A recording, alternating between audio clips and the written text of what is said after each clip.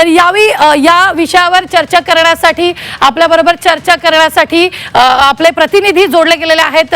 आपल्याबरोबर प्रताप नाईक देखील जोडले गेलेले आहेत आणि सीमा आडे आपला प्रतिनिधी आपल्याबरोबर जोड। जनतेच्या नेमक्या काय भावना आहेत या सगळ्यांवर या घटनेनंतर आपण पाहूया।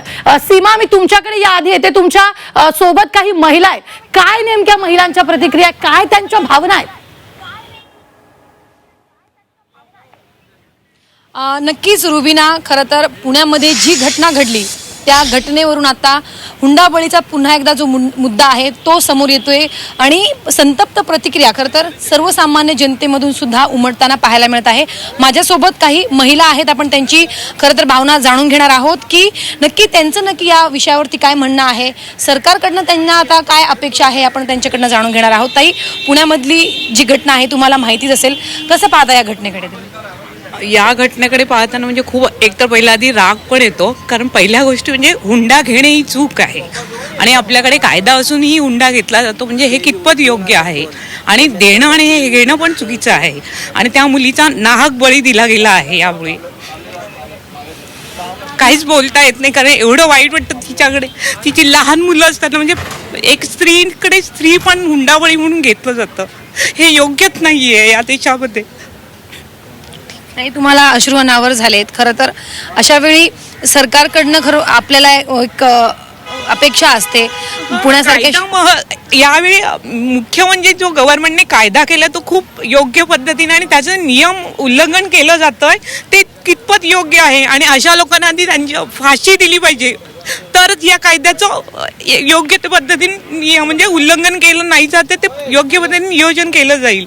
ज्यावेळी एका स्त्रीचा नाहक बळी जातो तर तिथं ते 4 स्त्रिया असतील तर त्या पण त्या जबाबदार आहेत, त्यामुळे तिथे त्या स्त्रियांना पण तेवढंच काय बोलणार, मला बोलता येत नाही, एवढा राग पण येतोय आणि ऍक्च्युली त्या मुलीचा खूप बळी गेलेला आहे चुकीच्या गोष्टीमुळे। तुम्ही जेव्हा पहिल्यांदा याबाबतची बातमी तुम्ही वाचली, बघितली, तेव्हा काय तुमच्या मनात आलं?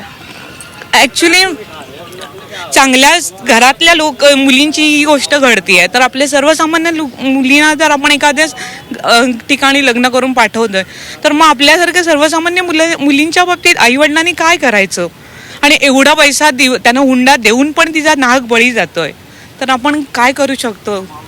हेच तर नक्कीच सर्वसामान्य नागरिकांना खरं तर पुण्यातली घटना बघितल्यानंतर, बातमी बघितल्यानंतर अश्रू अनावर होताना आपल्याला पाहायला मिळत आहे। आपल्यासोबत अजून काही महिला आहेत, आपण त्यांच्याशी बातचीत करणार आहोत। खरं तर जेव्हा तुला याबाबतची माहिती मिळाली किंवा बातमी वाचली किंवा कोणाकडनं तरी ऐकलं, तेव्हा महिला म्हणून काय वाटलं? महिला म्हणून खरं तर एक गोष्ट आहे की आज प्रत्येक मुली म्हणजे एक शिक्षण घेत आहेत, त्याचप्रमाणे जर प्रत्येक महिलांनी म्हणजे असं घरातल्या जाचावरून जर आत्महत्याचं केलं तर त्याच्यावर पण सरकारने काहीतरी कठोर शिक्षा देणं भाग आहे। तुमची काय? सर्वात पहिले तर ही निर्लज्ज म्हणजे पदाला गेलेली घटना आहे आणि समाजामध्ये आजही एवढा सुशिक्षित समाज असूनही आजही जर हुंडाबळी ही चालू आहे, म्हणजे मग सरकार काय करत आहे किंवा आपण काय करत आहोत किंवा आपल्या शिक्षणाचा उपयोग तरी काय आहे, बरोबर आहे। आणि जी म्हणजे तुम्ही काय कायद्याने आमचं संरक्षण करेल किंवा आमच्या पुढे मुली आहेत, पुढे त्यांचं काय होईल, तुम्ही काय सांगा? अगदी सीमा, अगदी सीमा, आपण पाहिलेलं आहे, सीमाने ज्या महिलांशी चर्चा केलेली त्या महिलांना अक्षरशः अश्रू अनावर झालेले आहेत। नेमकं मुलींसोबत काय घडतंय हा सवाल आता प्रत्येक पालकाला पडलेला आहे।